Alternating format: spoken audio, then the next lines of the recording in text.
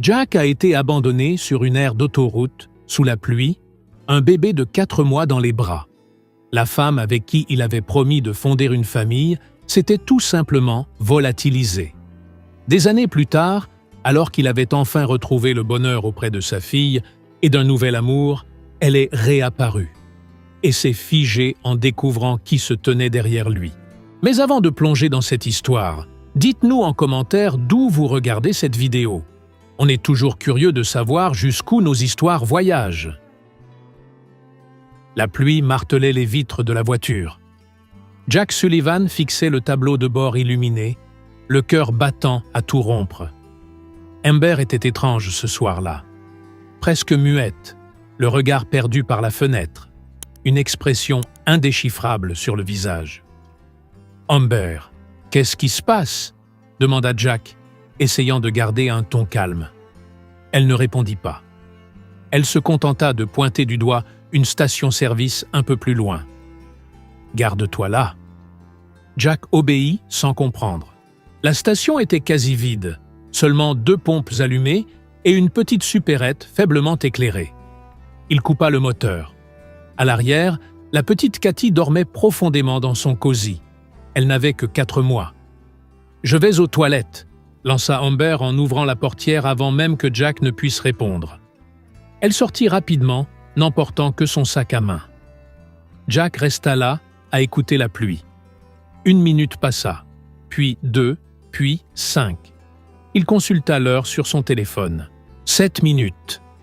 10. Quelque chose clochait. Il détacha sa ceinture et sortit de la voiture. La pluie lui fouetta le visage aussitôt. Il courut jusqu'à la supérette, poussa la porte, jeta un coup d'œil autour de lui. Personne. Il emprunta le couloir menant aux toilettes. « Amber ?» appela-t-il en frappant à la porte des femmes. Silence. Il poussa lentement la porte. Vide. La panique monta d'un coup. Jack courut jusqu'à la voiture, regarda tout autour de la station, fit le tour par l'arrière. Rien. Amber avait disparu. C'est alors que son téléphone vibra dans sa poche. Un message. « Je n'en peux plus, Jack. Je ne suis pas faite pour être mère. Ne me cherche pas. » Il relut la phrase 3, 4, 5 fois. Comme si, à force de la répéter, les mots allaient changer de sens. Mais il restait là, froid, définitif. Les jambes de Jack se dérobèrent. Il s'adossa au capot de la voiture, la pluie ruisselant sur son visage, se mêlant à des larmes dont il n'avait même pas conscience. À l'arrière, Cathy s'était réveillée et pleurait. Il remonta dans la voiture, prit sa fille dans ses bras et tenta de la calmer. Ses cris étaient forts, désespérés, comme si elle avait senti que quelque chose avait irrémédiablement changé. « Ça va aller, ma chérie ?» murmura Jack en la berçant doucement. « Papa est là. Papa sera toujours là. » Mais il ne savait pas s'il le disait pour elle ou pour lui-même. Cette nuit-là, Jack rentra chez lui sans vraiment savoir comment. Son esprit était ailleurs. En arrivant dans leur petit appartement, tout était exactement comme il l'avait laissé. La télé encore allumée, la tasse de café d'Amber sur la table, comme si elle allait revenir d'un instant à l'autre. Mais elle ne revint pas. Dans les jours qui suivirent, Jack tenta de l'appeler des dizaines de fois. Boîte vocale. À chaque fois. Il lui envoya des messages. Aucune réponse. Il contacta sa famille. Personne ne savait rien. Ou personne ne voulait parler. Amber s'était tout simplement volatilisée. La réalité lui tomba dessus comme une chape de plomb. Jack travaillait comme assistant administratif dans une petite boîte de logistique. Son salaire couvrait à peine les dépenses. Maintenant seul avec un nourrisson, il ne savait pas comment il allait s'en sortir. Les premiers jours furent un cauchemar. Il ne dormait presque pas. Cathy se réveillait toutes les 3 heures. Il devait préparer les biberons, changer les couches, calmer ses pleurs. Et le matin, il fallait aller bosser. Un matin, il arriva au bureau les yeux gonflés et la chemise froissée. Son patron, M. Miller, un homme strict d'une 50aine d'années, le convoqua dans son bureau. « Jack, Je sais que tu vis quelque chose de compliqué, mais il faut que tu restes concentré. Tu fais des erreurs qu'on ne peut pas se permettre. Je sais, Monsieur Miller, je suis désolé. Je vais me ressaisir. Tu as une semaine pour t'organiser. Après ça, si rien ne change, je devrais prendre une décision. Jack quitta le bureau, l'estomac noué. Le soir, seul dans l'appartement, il s'assit sur le canapé, Cathy endormie sur sa poitrine.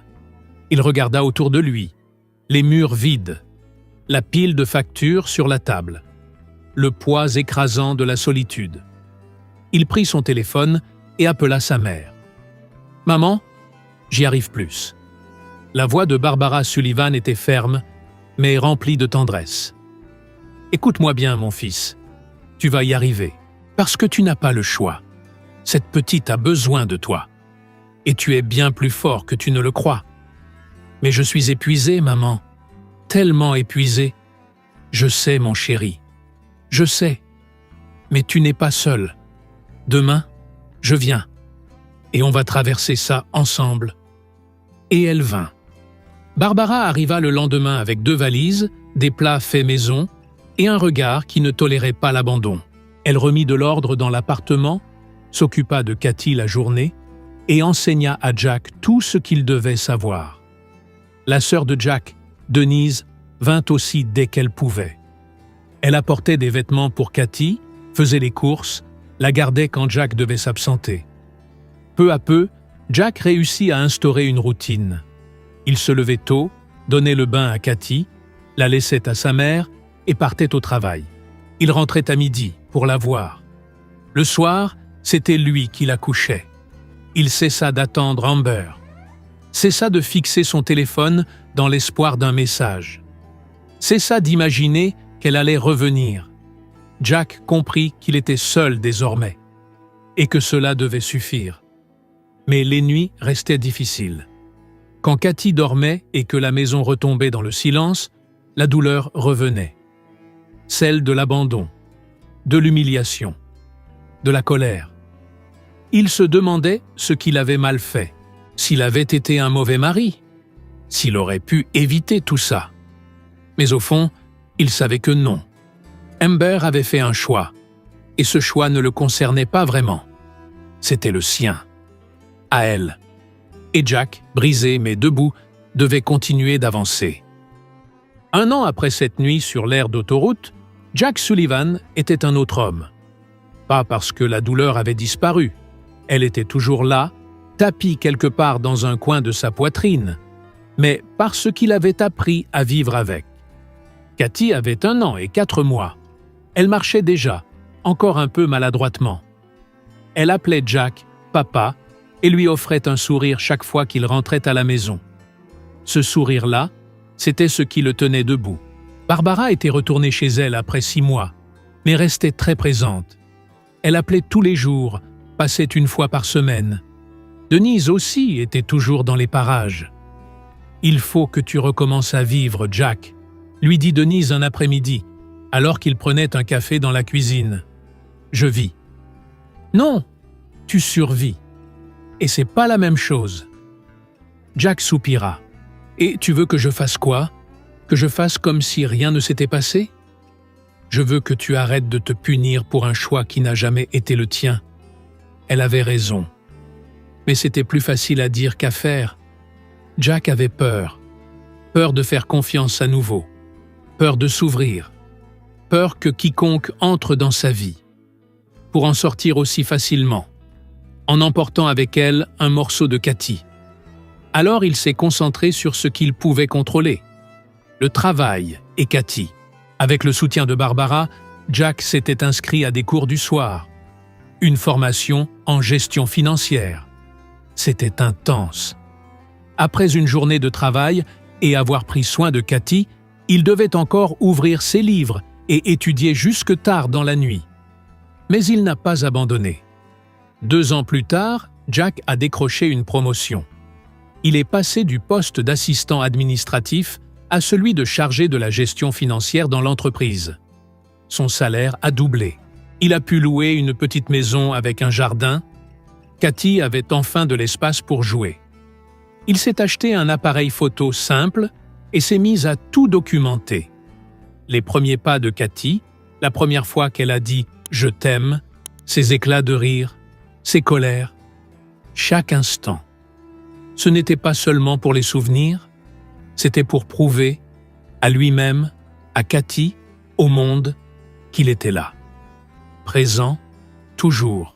C'est un samedi ordinaire, dans un parc près de chez lui, que Jack a rencontré Megan. Cathy avait 3 ans et demi et adorait le toboggan. Jack était assis sur un banc à la regarder jouer quand une femme est venue s'asseoir à côté de lui. « C'est la tienne ?» demanda-t-elle en désignant Cathy. « Oui. Elle est adorable. Elle a quel âge ?»« 3 ans et demi. »« Ma nièce a le même âge. Là-bas ?» dit-elle en pointant une petite fille aux cheveux bouclés qui courait après un ballon. Ils ont discuté une vingtaine de minutes. Megan était institutrice en maternelle. Elle avait une voix douce, des yeux bienveillants et un sourire vrai. Quand elle est partie, Jack a pensé à elle toute la journée. Ils se sont recroisés au parc la semaine suivante. Puis, les rencontres sont devenues volontaires. Un café, un ciné, un dîner. Jack y est allé lentement, très lentement. Mais Megan a compris. Elle n'a jamais mis la pression. Elle n'a rien exigé. Elle était juste là, patiente et présente. Quand Jack a finalement présenté Cathy à Megan, c'était autour d'un déjeuner simple à la maison. Il était nerveux. Mais Cathy est tombée sous le charme de Megan presque immédiatement. « Tati Megan, viens voir ma chambre. » Et Megan y est allée. Elle s'est assise par terre, à jouer à la poupée, à écouter des histoires inventées. Jack les regardait depuis l'encadrement de la porte, le cœur serré, mais d'un bon serment. 6 mois plus tard, Megan a emménagé chez eux. Elle n'a jamais tenté de prendre une place, jamais imposé un titre. Mais Cathy a, naturellement, commencé à l'appeler « Maman Megan ». Et Jack n'a jamais corrigé, parce que c'était ce qu'elle était. 1 an plus tard, Jack et Megan se sont mariés. Une petite cérémonie, en famille. Cathy était demoiselle d'honneur. Barbara a pleuré du début à la fin. Denise a prononcé un discours touchant. Quand Jack a eu besoin, il n'a pas lâché. Et aujourd'hui, il est là, debout, heureux, entouré d'amour. Ça, c'est une vraie victoire. Jack était désormais responsable financier, avait une maison chaleureuse, une femme qu'il aimait sincèrement et une fille qui grandissait épanouie et souriante. Il avait gagné. Mais 5 ans après cette nuit pluvieuse, le passé est revenu frapper à la porte. C'était un mardi comme les autres. Jack était allé chercher Cathy à l'école. Elle était en grande section, avait 5 ans, les cheveux bouclés relevés en 2 chignons et un sourire capable d'illuminer n'importe quel endroit. « Papa, aujourd'hui j'ai dessiné toi », dit-elle, en lui montrant une feuille pleine de couleurs. « C'est magnifique, ma princesse. » Ils sortèrent de l'école quand Jack l'a vue. Une femme de l'autre côté de la rue, qui le regardait fixement. Amber. Elle était plus mince, les cheveux plus courts, le visage fatigué. Mais c'était elle. Jack sentit le sang se glacer. Cathy serra sa main. « Papa, c'est qui cette dame ?» Il ne répondit pas. Il lui serra la main un peu plus fort et marcha vers la voiture. Amber traversa la rue. « Jack, attends !» Il s'arrêta, se retourna lentement. « Qu'est-ce que tu veux ?»« Je veux juste parler. »« Y a rien à dire. »« Jack, s'il te plaît. Je sais que j'ai tout foutu en l'air. Mais j'ai changé. Je veux connaître ma fille. » Cathy regarda Amber, perplexe. « Papa, c'est qui ?» Jack s'agenouilla à sa hauteur. « Monte en voiture, ma chérie. J'arrive tout de suite. » Cathy obéit. Jack se releva et fit face à Amber. « Tu n'as aucun droit sur elle. »« Je suis sa mère, Jack. »« Non. Tu es la femme qui m'a laissé seule avec un bébé. et qui a disparu pendant 5 ans. Sa mère, c'est celle qui est à la maison, maintenant. Amber ravala sa salive. « Je mérite une chance. Tu ne mérites rien. » Et Jack monta dans la voiture. Mais au fond, il savait que ce n'était que le début. Jack n'en parla pas tout de suite à Megan. Il garda le secret pendant 2 jours, avec une boule dans la gorge, à ruminer, à se demander ce qu'il devait faire. Mais quand Amber réapparut, cette fois, devant leur maison, il sut qu'il ne pouvait plus se taire. C'était un samedi matin. Cathy regardait des dessins animés dans le salon. Jack alla ouvrir lorsqu'il entendit la sonnette. En découvrant Amber sur le pas de la porte, avec un sourire nerveux, la colère le saisit instantanément. « Tu peux pas débarquer comme ça. Jack, s'il te plaît, je veux juste parler. Tu as déjà tout dit. Maintenant, pars. » « C'est qui ?» Megan apparut derrière lui, s'essuyant les mains sur un torchon. Amber la regarda, puis tourna les yeux vers Jack. « Donc c'est elle. Ça ne te regarde pas. » Megan posa la main sur l'épaule de Jack. « Jack, c'est qui ?» Il inspira profondément. « C'est Amber. » Le visage de Megan se figea. Elle connaissait toute l'histoire. Mais voir Amber en chair et en os, c'était autre chose. « Qu'est-ce que tu veux ?» demanda Megan d'un ton ferme. « Je veux voir ma fille. »« Ta fille ?» Megan fit un pas en avant. « Tu l'as abandonnée. Tu n'as aucun droit de l'appeler comme ça. Je sais que j'ai fait une erreur, mais j'ai changé. Et j'ai des droits légaux. Je veux la connaître. » Jack serra les poings. « Donc c'est comme ça ? Tu vas nous menacer avec des avocats ? » « Je veux pas de conflit, Jack. Je veux juste une chance. Tu l'as eue et tu l'as jetée. » Et Jack referma la porte. Mais Amber n'en resta pas là. La semaine suivante, Jack reçut une notification judiciaire. Elle demandait un droit de visite. Il s'assit à la table de la cuisine, la lettre à la main, stupéfait. « Elle est sérieuse ?» Megan lui prit la main.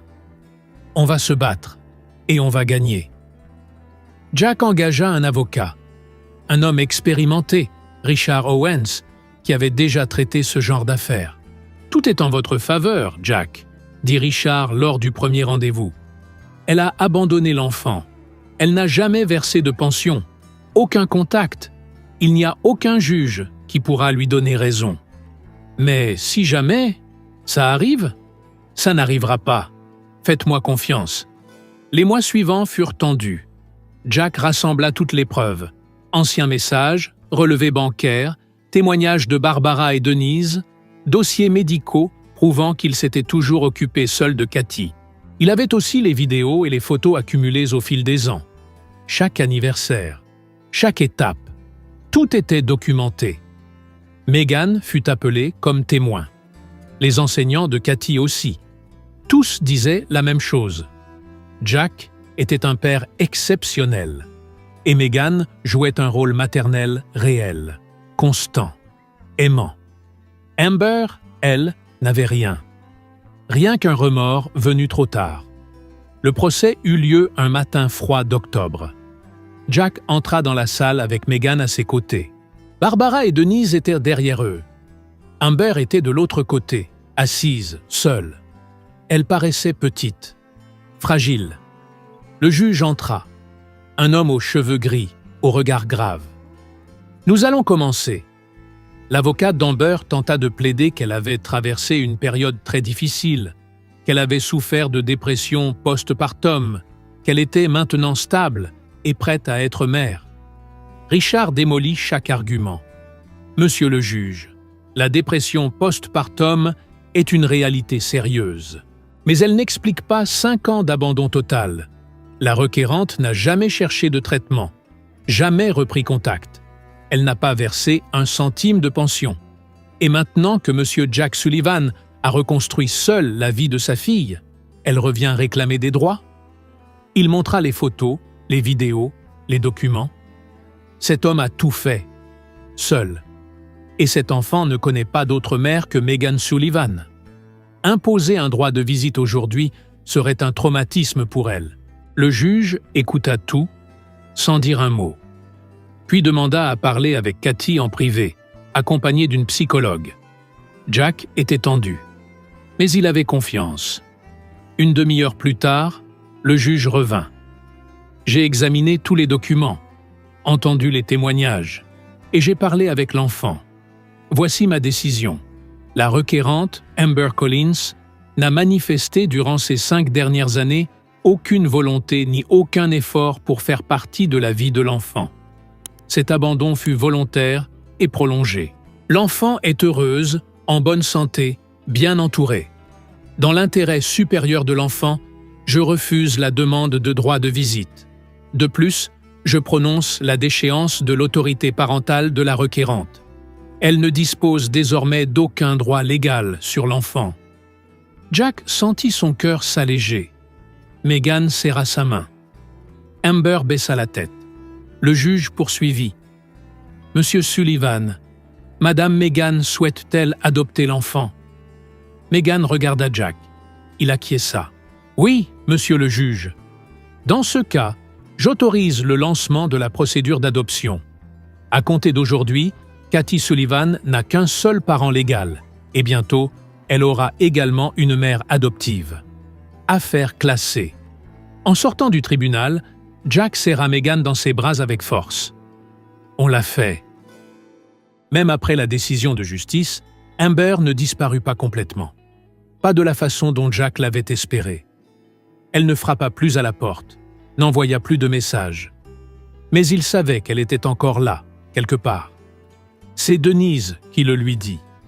Elle l'avait vue plusieurs fois, de loin, rôdant près de l'école de Cathy. « Elle ne s'approche pas », dit Denise au téléphone. « Elle reste juste là, debout, à regarder. C'est bizarre, Jack. Tu penses que tu devrais faire quelque chose ? Tant qu'elle ne s'approche pas de Cathy, je peux rien faire. Mais si elle essaie quoi que ce soit, j'appelle la police immédiatement. » Jack ne voulait plus nourrir cette histoire. Il avait gagné devant la justice. Megan était à ses côtés. Cathy était heureuse et en sécurité. Il voulait juste avancer. Mais 3 mois plus tard, il reçut un appel d'un numéro inconnu. C'était un hôpital. « Monsieur Sullivan ? Nous vous appelons car Madame Amber Collins vous a indiqué comme personne de contact en cas d'urgence. Elle a été admise aujourd'hui et... »« Je ne suis plus rien pour elle », coupa Jack d'un ton ferme. « Merci de ne plus m'appeler. » Il raccrocha. Mais l'appel resta dans son esprit. Pendant le dîner, il était silencieux. Cathy le remarqua. « Papa, t'es triste ?»« Non, ma chérie, juste fatigué. » Megan le regarda depuis l'autre côté de la table. Ils en parlèrent plus tard, une fois Cathy endormie. « À quoi tu penses ? Que peut-être j'aurais dû écouter ce que l'hôpital avait à dire. »« Jack, tu ne lui dois rien. » « Je sais, mais je sais pas. Elle est seule, Megan. Personne d'autre n'a été contacté. Il n'y avait que moi. Et alors ? C'était son choix. Je sais, mais quand même. » Megan soupira et s'assit à côté de lui. « T'es quelqu'un de bien, Jack. Trop bien parfois. Mais tu n'as pas apporté sa douleur. Pas après tout ce qu'elle t'a fait. » Jack savait qu'elle avait raison. Mais quelque chose en lui, peut-être son éducation, peut-être juste son humanité, l'empêchait d'ignorer complètement la situation. Le lendemain, il se rendit à l'hôpital. Amber était dans une chambre simple, seule. Elle semblait encore plus maigre, le visage pâle, les yeux creusés. Lorsqu'elle vit Jack dans l'embrasure de la porte, ses yeux s'écarquillèrent. « Tu es venu. Je ne suis pas là pour faire la paix. Je sais. Qu'est-ce qui s'est passé ?» Amber baissa les yeux vers ses mains. « J'ai essayé. J'ai vraiment essayé de recommencer. Mais j'ai échoué. J'ai perdu mon boulot, mon appartement. Et puis, j'ai tout perdu. Encore une fois. Et tu t'es dit que revenir dans la vie de Cathy allait régler les choses ?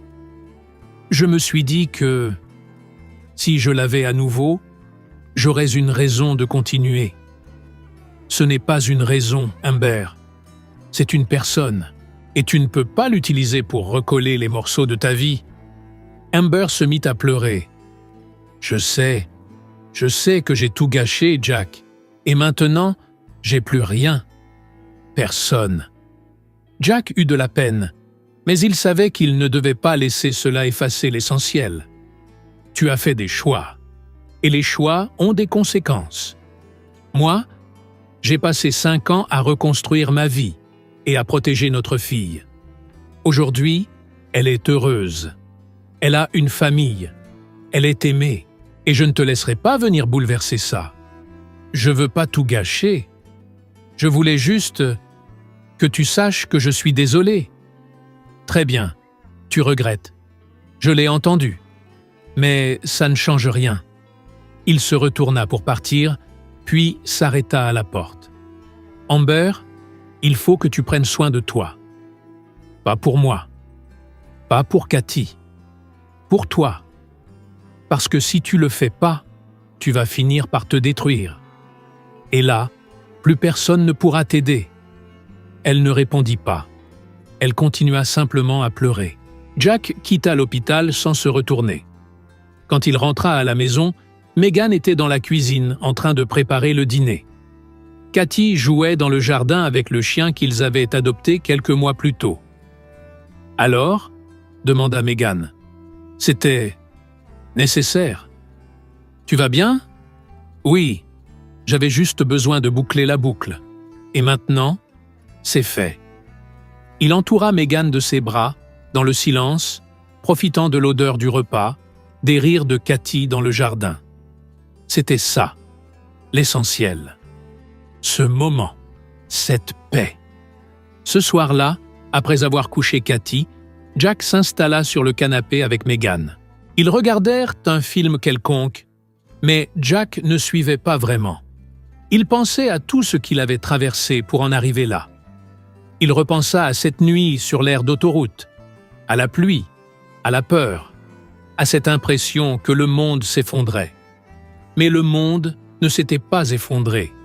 Il avait simplement changé. Et lui aussi avait changé. Jack n'était plus cet homme perdu, effrayé, seul. Il était devenu un homme fort, un homme présent, un homme qui savait ce que c'était d'aimer vraiment. Et Cathy grandissait, entourée d'amour, de stabilité et de vérité. Elle ne portait pas les marques de l'abandon parce que Jack n'avait jamais laissé le vide s'installer. Il avait comblé chaque absence par de la présence, de la tendresse, de l'attention. Jack avait transformé l'abandon en force, la douleur en but et la solitude en famille. C'était ça, la vraie victoire, silencieuse, mais absolue. Et rien ni personne ne pourrait jamais la lui enlever. Si cette histoire vous a touché, laissez un commentaire pour nous dire ce qui vous a le plus ému. Cliquez sur « J'aime » pour que cette histoire de résilience atteigne plus de personnes et partagez-la avec quelqu'un qui a besoin d'un peu d'espoir aujourd'hui.